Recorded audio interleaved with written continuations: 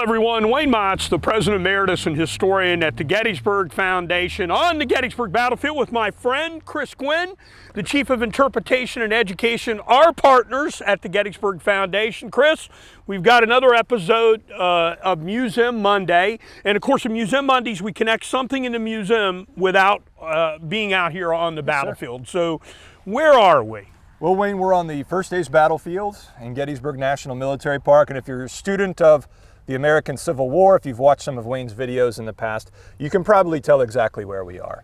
So we're on McPherson Ridge, or McPherson Ridge. Just to my right, out of the view of the camera, is the famous iconic white bank barn, the Edward McPherson Bank Barn. And this is really, Wayne, where the Battle of Gettysburg is going to begin on the morning of July 1st, 1863. So it's an incredibly pivotal port location within the park. And we're actually not far from one of my favorite monuments, the monument to the 149th Pennsylvania, which is just along what we call the Chambersburg Pike behind the camera.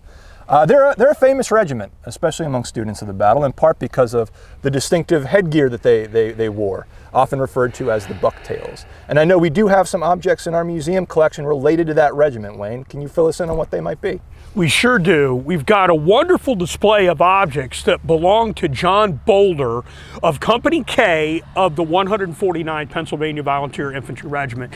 And Chris, he was born December 8, 1838. He's 24 years old here in the Battle of Gettysburg, and he's born in Lindau, Bavaria, Germany, which sits as an island on Lake Constance, right at the confluence of Switzerland, Austria, and Germany. Like many soldiers at Gettysburg, he is an immigrant. He comes to the United States in 1857, and he settles up in northern Pennsylvania, right up by the New York border in Potter County, Pennsylvania, and he joins the famed Bucktails in Potter County, Pennsylvania in August of 1862, and he fights for the entire American Civil War. He fights here at the Battle of Gettysburg. He survives that battle, and he is captured on May 5th, 1864 at the Battle of the Wilderness.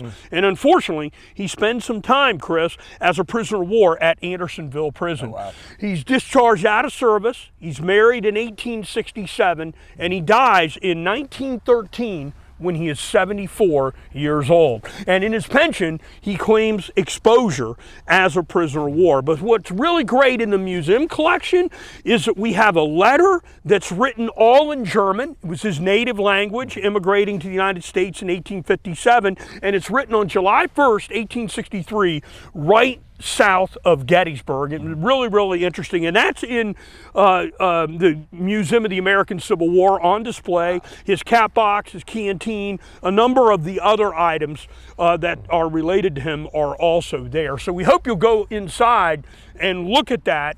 John Bodler, 149th Pennsylvania Volunteer Infantry Regiment, objects from an original Bucktail in the Battle of Gettysburg. Well, Chris, I hope everybody enjoyed that. I want to thank you for coming out, introducing where we're at.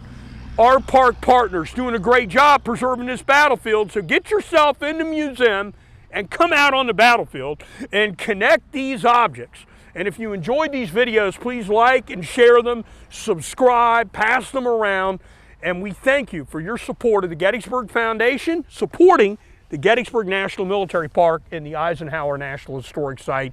Thank you for this episode of Museum Monday. Thank you, Wayne.